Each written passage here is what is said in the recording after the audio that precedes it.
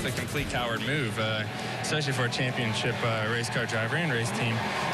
Just complete coward. I don't have anything else to say. They say elephants never forget. Elephants have nothing on race car drivers. 2 weeks ago at Kansas, Joey Logano turned Matt Kenseth to grab the win and, in effect, knocked Kenseth out of the championship picture. Do not think for a minute that Kenseth has forgotten that moment. Logano led a race-high 207 laps and is out front when he passes the lap car of Kenseth, who says, "Remember me?" Kenseth said he had a tire going down. Logano convinced it was on purpose, as you probably could tell from the soundbite. Probably was, but what it does is it pretty much takes Logano out of this round the same way that Kenseth was taken out of the previous round. And it also puts him way behind trying to advance in the championship. It also opened the door for Mr. Martinsville, Jeff Gordon, who would take over the lead and not let it go. 9th career win for the 24 at Martinsville. Here's a look at the top 5 finishers. Gordon followed by Jamie McMurray, Denny Hamlin, Dale Earnhardt Jr., and Kyle Busch. For Gordon, the win means he has punched his ticket to the championship race in 3 weeks at Homestead. I can't believe it. I cannot believe it. I mean, this is turning into one of these just incredible storybook finishes to this year, to this career, and you know, of all years.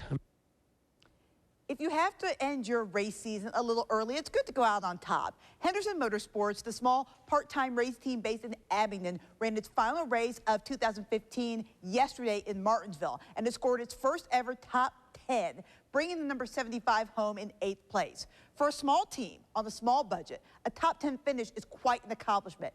But Caleb Hellman, who's the driver for the team, says it's a run that's long overdue.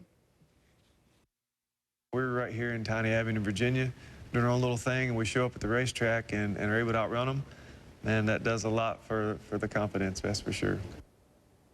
Today is the day many Virginia Tech fans knew was coming, but also wished would not. After 29 seasons as the head coach of the Hokies, Frank Beamer announcing on Sunday that this will be his last season.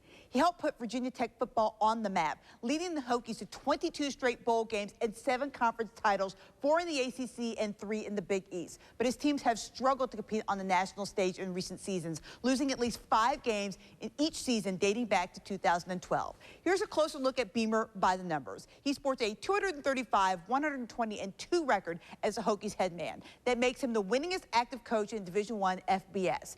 Under Beamer, VT has made 6 appearances in BCS bowl games, and of course, he has those 7 conference titles.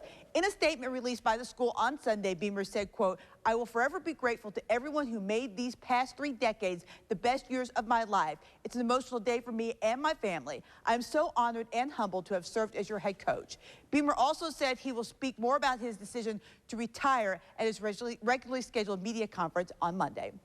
It's been a tough stretch for the Tennessee Titans. Coming into Sunday's game with Houston, Tennessee had lost 15 of its last 16 games, and it was kind of a rough go for Tennessee in Houston. Tennessee led 3-0 early, but Brian Hoyer would throw it up to DeAndre Hawkins, who goes up and gets it for the touchdown. Hoyer with 235 yards passing and 2 touchdowns in the game. 20-6, Houston gets the victory.